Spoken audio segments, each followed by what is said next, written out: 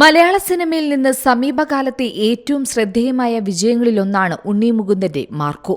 അതിരുകടന്ന വയലൻസുമായി എത്തിയ മാർക്കോ കേരളത്തിന്റെ അതിരും കടന്ന് കയ്യടി നേടുകയാണ്. ഉണ്ണി മുകുന്ദൻ എന്ന നടന്റെ മാറ്റമാണ് മാർക്കോയിലൂടെ പ്രേക്ഷകർ കണ്ടത്. ഇപ്പോൾ ചിത്രം 100 കോടി ക്ലബും കഴിഞ്ഞു എന്നാണ് റിപ്പോർട്ടുകൾ സൂചിപ്പിക്കുന്നത്. വിവിധ ഭാഷകളിലെത്തിയ ചിത്രത്തിന്റെ മലയാള കളക്ഷൻ മാത്രം വലിയ തുകയെന്നാണ് റിപ്പോർട്ടുകളും പറയുന്നത്.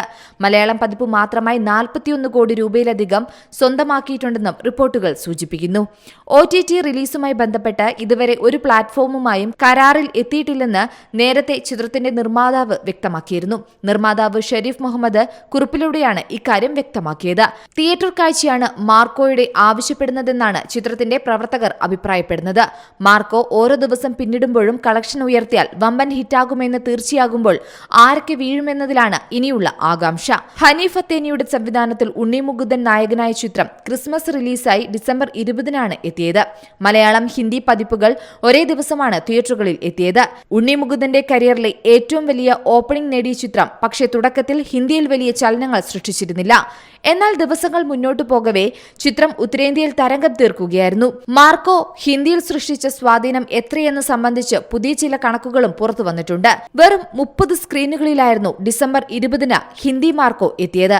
എന്നാൽ 450-ന് മുകളിൽ സ്ക്രീനുകളിലാണ് ഇപ്പോൾ ചിത്രം പ്രദർശിപ്പിക്കുന്നത്.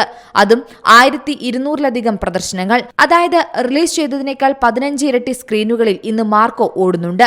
മറ്റ് റിലീസുകൾ എത്തിയിട്ടും ബോക്സ് ഓഫീസിൽ ചിത്രം ഇപ്പോഴും ചലനമുണ്ടാക്കുകയാണ്. ഹിന്ദിയിൽ ആദ്യ വാരം 30 ലക്ഷം നേടിയ ചിത്രം രണ്ടാം വാരം എത്തിയപ്പോൾ 4 കോടിയും 3-ാം വാരം എത്തിയപ്പോൾ 5 കോടിയും നേടിയിരുന്നു.